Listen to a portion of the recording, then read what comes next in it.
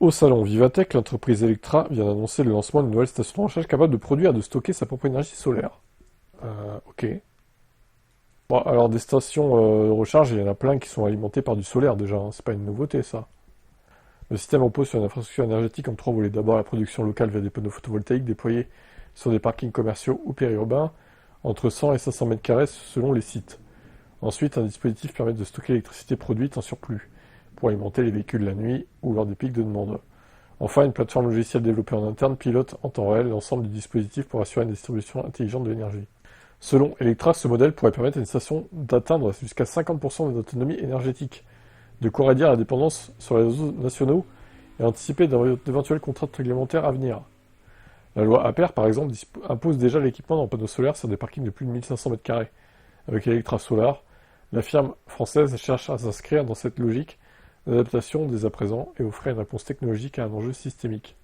Les premiers déploiements sont prévus en France dès 2025, dans le sud plutôt pour l'instant où c'est très ensoleillé, évidemment. Et en Espagne et en Italie aussi. Alors moi je trouve que c'est une bonne idée, tout simplement parce que si un jour il y a une blackout totale en électricité, ben ces stations pourront continuer d'alimenter les VE.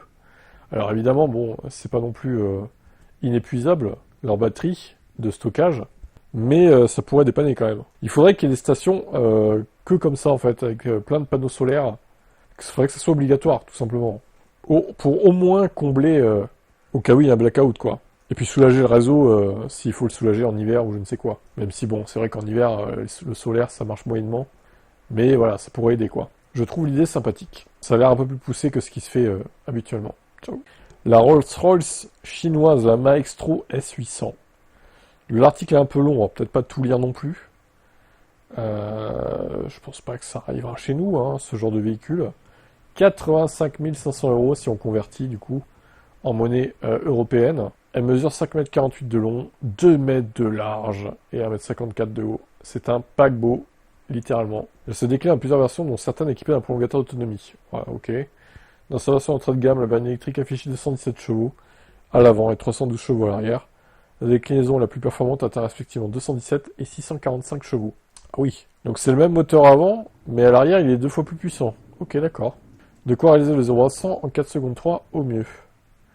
97 kWh pour la version full électrique et 65 pour celle avec le prolongateur d'autonomie. On est autour de 550 WLTP. La version avec prolongateur peut atteindre les 1300 km de recharge. La recharge est d'ailleurs particulièrement rapide, il faut que 10 minutes 30 pour passer de 10 à 80% pour la batterie de la version prolongateur et 12 minutes pour la version 100% électrique grâce aux 800 volts. De toute façon, les Chinoises, ça devient la norme, hein, 12 minutes. C'est le standard qu'ils sont en train de mettre en place. 12 minutes, voilà, c'est ça.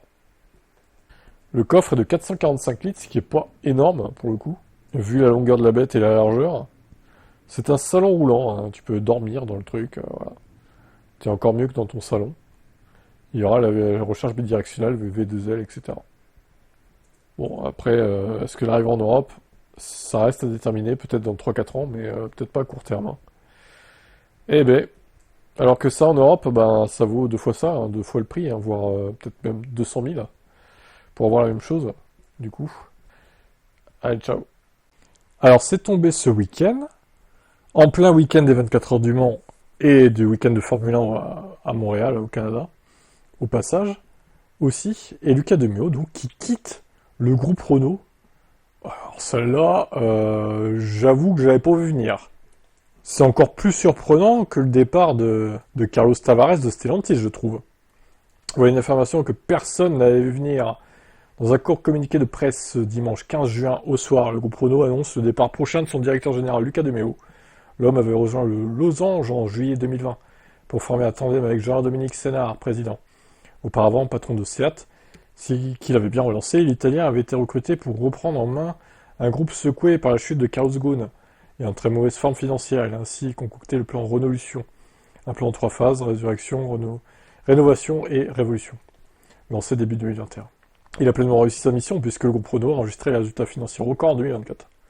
Son départ sera effectif le 15 juillet. Le Figaro a révélé qu'il allait devenir directeur général du groupe de luxe Kering. Je connais pas ce groupe. Ce départ intrigue, Lucas Demeo avait été renouvelé pour un deuxième mandat de 4 ans en 2024. Il arrive un moment dans sa vie où on sait que le travail est accompli. Chez Renault Group, Nous avons relevé des défis immenses, et ce en moins de 5 ans. Nous avons fait ce que beaucoup pensaient impossible aujourd'hui. Les résultats parlent d'eux-mêmes. Les meilleurs de notre histoire, une équipe solide, une organisation agile et un plan stratégique prêt à porter la prochaine génération de produits. C'est pourquoi j'ai décidé qu'il était temps pour moi de passer le relais. L'homme avait en effet annoncé à plusieurs reprises la préparation d'un nouveau plan stratégique pour le groupe, nommé Futurama. On ne s'attendait donc pas à le voir partir si rapidement. Y a-t-il eu des soucis en interne? Le groupe perd assurément d'excellents DG. Le conseil d'administration a lancé le processus de désignation d'un nouveau directeur général sur la base du plan de succession déjà défini. Alors, est-ce que au final, ils vont continuer sur la lancée de Méo avec un autre mec à la tête de Renault, ou est-ce que le nouveau va tout changer? Et surtout au niveau du sport auto, est-ce que Alpine en Formule 1 va continuer? Est-ce qu'en en endurance ils vont continuer? Est-ce qu'il va continuer les VE ou alors il va revenir un peu aux hybrides thermiques? Le nouveau, chez Alpine, notamment, bon chez Renault je pense que l'élec va continuer, mais bon. Ah, et beaucoup de questions là, hein, quand même. Moi, je trouve ça surprenant qu'il se barre comme ça sur un coup de tête, on peut le dire, hein, je pense. Même s'il reste en place jusqu'au 15 juillet, le temps qu'il trouve un successeur aussi. Donc, ouais, je suis vraiment limite choqué, en fait, par l'annonce. Je m'y attendais pas, quoi. Et votre avis, alors? Quel est-il? Excusez-moi, Nissan, au lieu de balancer des micro-voitures dans le monde entier, est-ce que vous pourriez peut-être lancer des modèles normaux, quoi? 10 000 € ce truc? Non. 45 km/h avec le L6E, le modèle L7E atteint 85 km/h grâce à une puissance de 14 kW, 19 chevaux. Tous les modèles offrent un habitacle fermé avec chauffage et climatisation de série. La 04 mise sur la simplicité d'usage, batterie amovible, qu'on peut recharger à la maison, maniabilité en ville, connectivité via l'application MyScience. Ok, bon, mais ça coûte combien? C'est 10 000 € quoi. Le modèle batterie as a service permet d'acheter la 04 sans batterie, avec un abonnement mensuel. Ça réduit le prix d'achat de 2 000 €. La première année, l'abonnement est gratuit. Ce lancement marque aussi le premier anniversaire du partenariat entre Nissan et Silence, avec pour objectif commun de rendre la mobilité électrique plus simple, abordable et adaptée aux usages urbains. Ok, bon.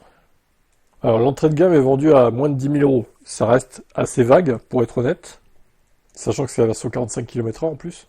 Vous auriez au moins pu vous caler sur la Citroën Ami. Alors certes, elle a l'air un poil mieux équipée que la Citroën Ami.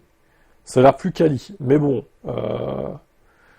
10 000 balles pour ça, moi je préfère acheter un VE d'occasion, hein, si j'ai pas trop les moyens.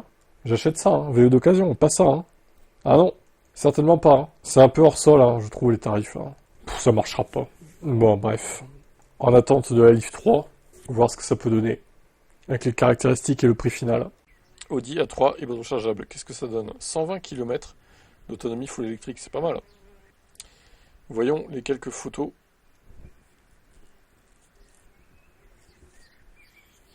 Bah, pour ceux qui ont peur de passer au full VE, ouais, ça peut être une bonne transition, du coup, pour s'habituer et tout. Bon, après, l'intérieur, voilà, c'est du Audi, hein, c'est bien fini, etc. Des écrans qualitatifs. En plus d'un essence à hybridation légère 150 chevaux et un diesel à 150 chevaux, ils sortent encore des diesels, hein, mine de rien. Le nouveau Q3 est proposé dès son lancement en hybride rechargeable. L'ensemble essence et électricité annonce une puissance maxi de 272 chevaux. La batterie de capacité nette de quasiment 20 kWh permet jusqu'à 120 km de WLTP. Cette batterie peut se recharger en courant continu jusqu'à 50 kW. Eh, c'est pas mal aussi ça. Vous vous rendez compte que eux mettent une charge rapide, alors que la Renault 5 petite batterie, petit prix, sont pas foutus de mettre une charge rapide quoi. Alors que la batterie est plus grosse, largement. Ça me fume. Bon après évidemment c'est pas le même prix, mais bon. 55 000 € quand même. L'addition est salée, mais il y a une bonne autonomie électrique et l'équipement de base est déjà généreux. Dès la base, il y a en série le radar de stationnement avant et arrière ou la recharge par induction des smartphones. Ouais, bon. Après, ça reste cher quand même, hein. Mi-septembre en concession. Ok. Ça reste cher et autant passer à un full VE qui a beaucoup plus d'autonomie, qui est potentiellement mieux équipé et qui est moins cher. Donc bon.